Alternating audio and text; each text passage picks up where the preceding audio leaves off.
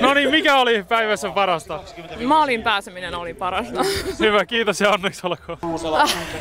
Koko reitti oli mahtava. Oikein ladut hyvässä kunnossa ja hyvää porukkaa ja suksi toimi aivan loistavasti.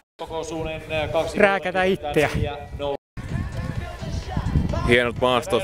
Oikein hyvä keli ja hyvä vetoapu, kun nuorempi poika veti melkein koko matkan. No niin, hyvä, kiitos. Hyvin meni kisa. Joo. En tiedä, mulla ihan puhki.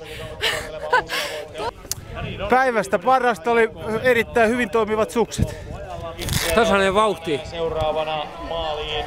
Mutta ei kauheasti hengästynytkään eikä koville ottanut. No, heittäminen. Menikö kaikki hyvin? Meni. Hyvä, hyvä. No, hyvä keli ja mukava seura tuolla reitillä. Pito oli oikein hyvä suksissa.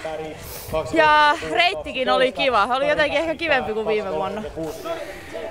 Kaikki tuosta lähden ja maalin välillä.